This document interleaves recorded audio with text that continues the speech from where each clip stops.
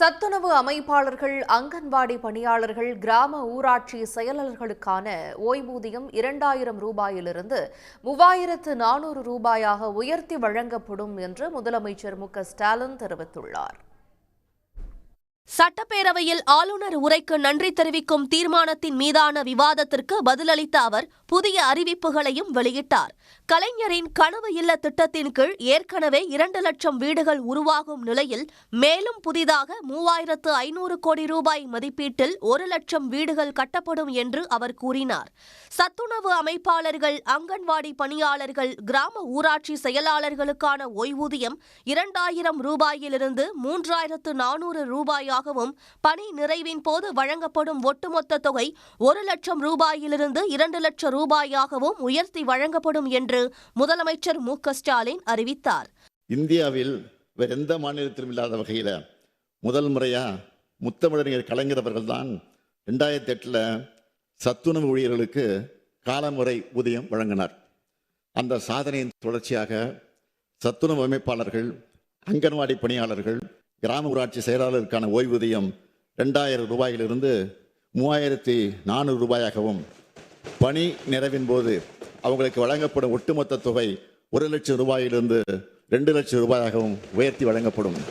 குறு அங்கன்வாடி பணியாளர்கள் மற்றும் வனக்கள பணியாளர்களுக்கான சிறப்பு ஓய்வூதியம் 2000 ரூபாயிலிருந்து 3200 ரூபாயாகவும், பணி நிறைவின் போது அவர்களுக்கு வழங்கப்படும் ஒட்டுமொத்த தொகை 1 லட்சம் ரூபாயிலிருந்து 2 லட்சம் ரூபாயாகவும் உயர்த்தி வழங்கப்படும். அங்கன்வாடி உதவியாளர்கள், சமையலர்கள், சமையல் உதவியாளர்கள் மற்றும் தூய்மை பணியாளர்களுக்கான சிறப்பு ஓய்வூதியம் 2000 ரூபாயிலிருந்து 3000 ரூபாயாகவும், பணி நிறைவின் போது அவங்களுக்கு வழங்கப்படும் ஒட்டுமொத்த தொகை 50000 ரூபாயிலிருந்து 1 லட்சம் ரூபாயாகவும் உயர்த்தி வழங்கப்படும்.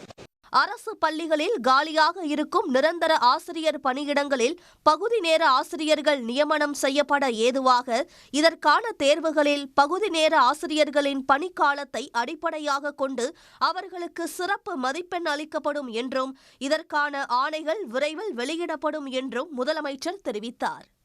அரசு பள்ளிகளில் பகுதி நேர ஆசிரியர்களாக பணிபுரிந்து வரும் ஆசிரியர்கள் தங்களுடைய பல்வேறு கோரிக்கைகளை வலியுறுத்தி போராட்டத்தை நடத்தி கொண்டிருக்கிறாங்க. இந்த கோரிக்கைகளில் ஆசிரியர்களுக்கான ஊதிய உயர்வு மற்றும் விடுமுறை காலமான மே மாதத்தில் அவங்க கோரின ஊதியம் ஆகியவை ஏற்கனவே அறிவிக்கப்பட்டுள்ளது. அவங்க அடுத்த முக்கிய கோரிக்கையான நிரந்தர பணி நியமனத்தை பொறுத்த வரைக்கும் ஒரு அறிவிப்பை நான் வெளியிடுகிறேன். அரசு பள்ளிகளில் காலியாக இருக்கக்கூடிய நிரந்தர ஆசிரியர் பணியிடங்களில் பகுதி நேர ஆசிரியர்கள் நியமனம் செய்யப்பட ஏதுவா, இதற்கான தேர்வுகளில் பகுதி நேர ஆசிரியர்களின் பணிக்காலத்தை அடிப்படையாக கொண்டு அவங்களுக்கு சிறப்பு மதிப்பெண் அளிக்கப்படும். இதற்கான ஆணைகள் விரைவில் வெளியிடப்படும். முதல்வரின் கிராம சாலைகள் மேம்பாட்டு திட்டத்தின் கீழ் மேலும் புதிதாக 1088 கோடி ரூபாய் மதிப்பீட்டில் 2200 கிலோமீட்டர் கிராமப்புற சாலைகள் மேம்படுத்தப்படும். ஏழை மற்றும் விளிம்பு நிலையில் வாழும் மக்களை பாதுகாக்கும் சமூக பாதுகாப்பு திட்டத்தின் கீழ் கூடுதலாக 1,80,000 நபர்களுக்கு மாதாந்திர ஓய்வூதியம் வழங்கப்படும் என்றும் இதற்கான விழா அடுத்த மாதம் 4ஆம் தேதி தமிழ்நாடு முழுவதும் நடைபெறும் என்று முதலமைச்சர் மு.க.ஸ்டாலின் தெரிவித்துள்ளார். உடனுக்குடன் செய்திகளை தெரிந்து கொள்ள சன் நியூஸ் பெல் ஐகானை கிளிக் பண்ணுங்க.